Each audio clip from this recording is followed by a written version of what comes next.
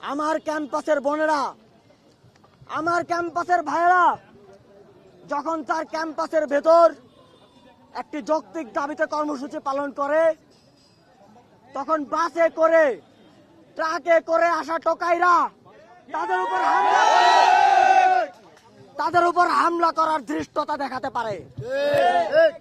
আমরা এই ঘটনার তীব্র নিন্দা ও প্রতিবাদ জানাই। যেই ভিসি এবং প্রক্টর আমার বোনদের নিরাপত্তা দিতে পারেনি, আমরা অতি দ্রুত তাদের বিরুদ্ধে যেন ব্যবস্থা নেওয়া হয় এবং আমাদের পক্ষ থেকেও তাদের বিরুদ্ধে ব্যবস্থা নেওয়ার ঘোষণা দেব।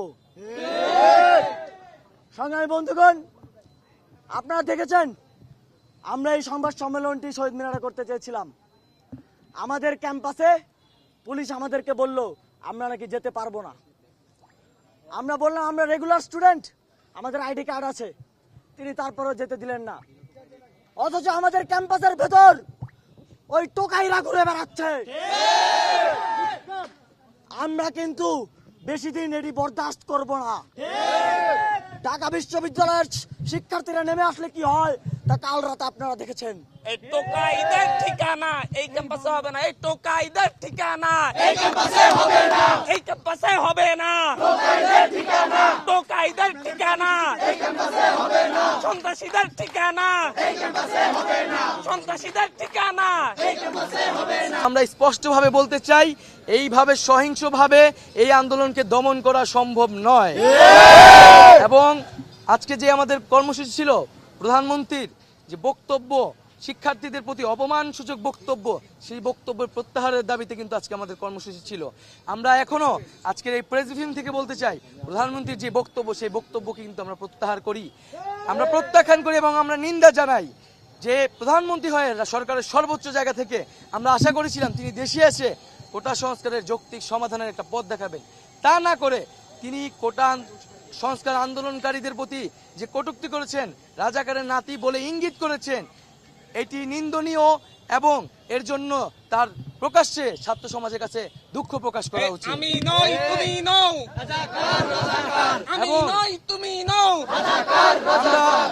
আমরা একই সাথে দেখেছি যে প্রধানমন্ত্রী শুধু আমাদের নিয়েই নয়, আমাদের শিক্ষকরা যে আন্দোলন করছে সেই শিক্ষকদের আন্দোলন নিয়েও কটূক্তি করেছেন। আমরা এটিরও তীব্র নিন্দা জানাচ্ছি। প্রধানমন্ত্রীর বক্তব্য এবং আজকে সারাদিনে যা ঘটেছে, আমরা সারা দেশের মানুষের কাছে আহ্বান করব, আপনারা নেমে আসুন, আপনারা সকল শিক্ষা প্রতিষ্ঠান শিক্ষার্থীরা নেমে আসুন, সাধারণ মানুষ নেমে আসুন, স্কুল কলেজ প্রাইভেট বিশ্ববিদ্যালয়ের সকল শিক্ষার্থীরা একযোগে নেমে আসুন এবং শিক্ষার্থীদের এই আন্দোলনকে সফল করুন এবং এই হামলার বিচার আদায় করুন।